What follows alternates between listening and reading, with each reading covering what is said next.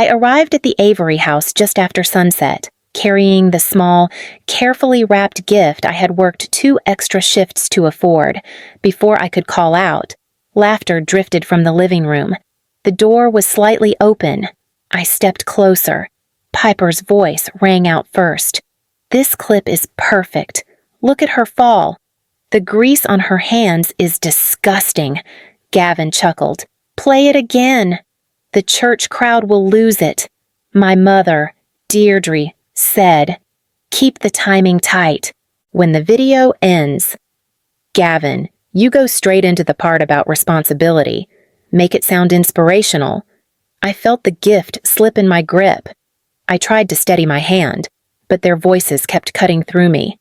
Deirdre continued, "And tomorrow, we hand her the jumpsuit, the one with the oil stains.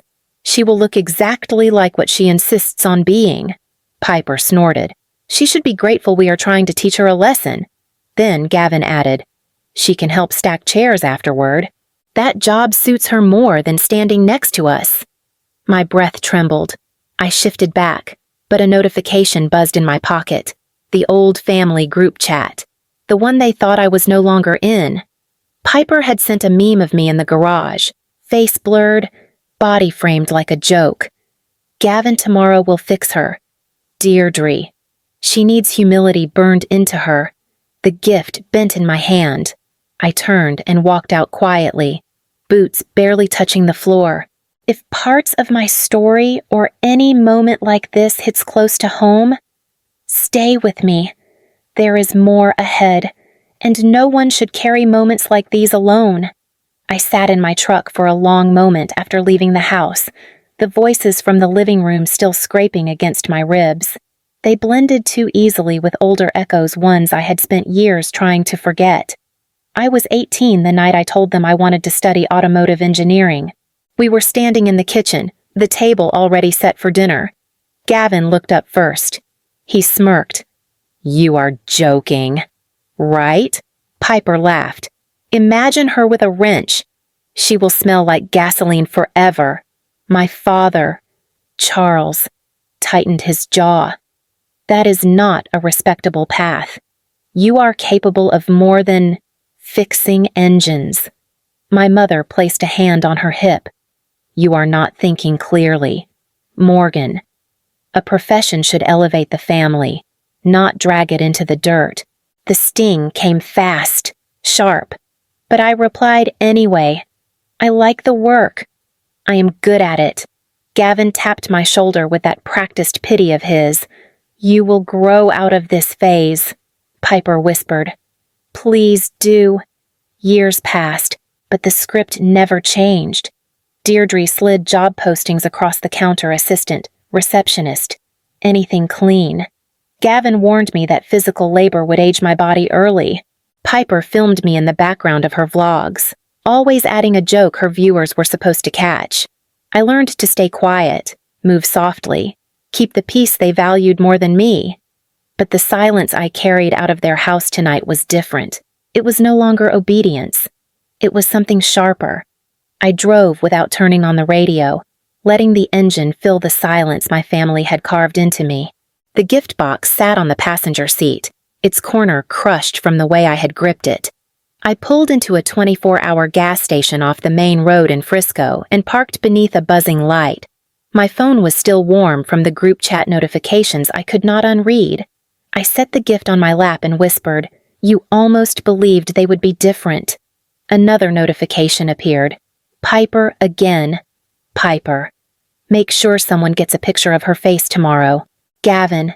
It is the only way she learns. Deirdre. The church will understand. It is for her own good." I let out a short breath, something between a laugh and a wound. The phone rang. Celine's name flashed across the screen. I answered. Her voice was calm. "You left earlier than planned." "What happened?" I swallowed. "They have a skit, a video, a joke costume, and a group chat full of things they said about me." Celine went quiet for a beat. "Morgan, I am sorry." "I do not need sorry," I replied. "I need clarity. Tell me what you want." I leaned back against the seat, Open my LLC files. The real estate folder. Check the lease on the building my father uses for the showroom. You want me to pull it up now? Yes. I heard typing on her end, quick, precise. Morgan, she said. Slower this time, before I tell you anything. Are you steady enough to hear it? I am steady enough, I said. Tonight took care of that. The words surprised even me. They did not shake. They did not break. They settled like a decision already made. Celine's typing stopped abruptly. The pause stretched long enough for me to straighten in my seat. Morgan, she said carefully, I am looking at the lease. The building your father's company uses the Frisco showroom. It is owned by your LLC. I closed my eyes. Confirm it. I checked 3 times. The landlord listed is your holding company, the Avery Industrial Group. And there is more. Papers rustled on her end. 2 full months of unpaid rent. 1 month underpaid. And the renewal deadline hits in 5 days. My grip tightened on the steering wheel. He never said a word. He probably thought the management emails were spam. They have not opened a single automated notice. The irony pressed hard into my chest. The family that mocked the smell of oil on my hands was standing on ground I paid for. Celine continued, voice lower. There is one more thing. A credit line tied to the business lists you as a secondary guarantor. I know you never signed off on that. Gavin, I said. The name felt like metal in my mouth. I am afraid so. I drew in a slow breath. Pull every document. I want late notices drafted, underpayment corrections, renewal denial, rent adjustments, and a formal record stating I did not authorize that credit line. Celine hesitated. Morgan, that is everything at once. Exactly. Another long beat. Then she said, All right. Tell me how far you want this to go. As far as it needs to. I answered. No exceptions this time. Celine and I moved fast. She shared her screen, cursor flying over documents I had nearly forgotten I owned. All those years working late at the shop, saving every dollar, buying small industrial lots no one cared about. None of my family ever asked how I managed it. They never thought I could. Here is the ledger. Celine said, 2 full months missed, 1 month short. And according to the lease, you are allowed to issue a default notice immediately. Draft it. I replied. She typed, Next renewal. You can deny it. And because the new market rate is justified, the 17% increase is valid. Draft that too. Celine hesitated only once. Morgan, if I send all of these together, it will hit them hard. That is the point. She nodded and kept going. Her voice stayed steady, but I heard the anger she carried for me layered beneath every sentence. I pulled up old messages from my mother text threads where she reminded me not to mix business with family. She had no idea how much business I had actually built. She never cared enough to ask. Celine spoke again. About the credit line Gavin opened, I can prepare a formal statement of non-authorization. It is not a legal accusation, but it makes it clear you did not sign anything. Do it, I said. Send that as well. Another pause. Morgan, we need a process server, a professional one. Arrange it. She exhaled. Where should they deliver everything? I stared at the notification bar on my phone at the group chat that still showed new messages. They are hosting the Christmas program at St. Augustine Community Church. I said. They will all be there. You want the service done in person? At the event, yes. Celine tapped her keyboard. Then, a server will arrive tomorrow between 4:15 and 4:45. I leaned back. Good. Celine spoke softly. Morgan, this is not revenge. This is accountability. Call it whatever you need to. I answered. I just want the truth on paper, and in their hands. St. Augustine Community Church buzzed with noise when the doors opened for the Christmas program. I was not there, but Celine texted me updates as she prepared the final packet for the process server. I could picture the scene anyway. I had been dragged to this event for years. Gavin usually stood near the podium, rehearsing his uplifting speech. Piper hovered wherever the lighting was perfect, adjusting her hair between takes for her followers. Deirdre floated through the room like she owned the place, instructing volunteers, reminding everyone that the Avery family was deeply committed to community values. Right at 4:20, the process server walked into the banquet hall. According to Celine, he said it clearly, firmly. Without raising his voice, I have legal documents for Deirdre Avery and Charles Avery. A hush swept across the room. I imagined my mother smiling automatically, assuming it was another stack of donation forms. She would have thanked him. She always did when she thought people were watching. But then she opened the first envelope. Selena wrote. She stopped smiling. Completely. The paper slid from one hand to the other as she skimmed them. Late payment notice. Underpayment correction. Renewal denial. 17% market adjustment. 30-day vacate requirement. And then the page that mattered most. Landlord Morgan Avery LLC. Gavin snatched the packet from her. This is ridiculous. She cannot do this. Piper leaned over his arm. Morgan, no, she would never. Her voice cracked, the first real sound she had made without performance. The process server remained where he stood. All documents are valid. All have been signed. Service is complete. Someone nearby whispered, Morgan owns their building. Another voice. After everything they said about her, I did not need to imagine my mother's face then. I had seen that expression before when she realized she could not control the narrative. It was a sharp, collapsing silence. Celine texted again. Your mother stepped away. Your father followed. Piper is crying. Gavin is arguing with the server. People are staring. And then one final message, Morgan. They know. I set my phone down and let the truth settle where their voices used to live. The phone rang while I stood on the porch of the Santa Fe cabin. Snow settled on the railing, soft and steady. I let it ring twice before answering.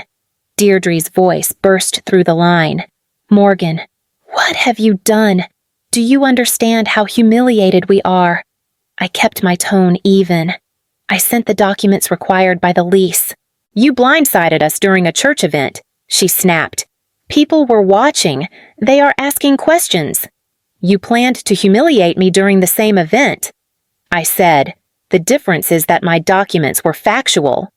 Gavin's voice cut in as if he had grabbed the phone. This is an overreaction. You could have talked to us. You used my name to open a credit line. I replied, you avoided 3 separate notices on a building you rent from me. Talking stopped being an option a long time ago. He went silent. Then Piper's voice, thin and trembling. Morgan, we did not think it would get this far. It got exactly as far as your choices pushed it, I said. Deirdre came back on, desperate now. You are tearing this family apart. No, I answered. I am ending the part where I let you tear me apart. The wind shifted across the porch. I tightened my grip on the phone. From now on, I continued, all communication about the showroom goes through email or legal channels only. Morgan Deirdre tried again. I ended the call. The next morning. The cabin was quiet. Celine was inside making coffee. The faint sound of her stirring grounding me more than any apology ever could. I checked my phone only once, opening my inbox because I knew something would be there. It was from my father. No greeting, no accusation, no attempt at authority. Ms. Avery, please provide the transition timeline, updated rent calculations, and instructions for vacating the property. We will comply with all required terms. I read it twice, not because I doubted it, but because I needed to feel the shift. The man who once told me my work lowered the family's profile was now writing to me like a tenant trying not to lose his footing. I typed my response slowly, every word deliberate. Mr. Avery. Attached are the deadlines, payment breakdowns, and documentation needed. All further questions must be directed to the company email. I hit send and closed the inbox. Celine stepped onto the porch and handed me a mug. "So," she said softly, "they understand now." I nodded. "They understand enough." I stepped outside with the mug still warm in my hands. The snow in Santa Fe had settled into an untouched white sheet, quiet enough that I could hear the soft crunch beneath my boots when I moved. A thin crescent of oil remained under my thumbnail. It caught my eye when I lifted the mug. For years, that mark had been the center of every joke they made.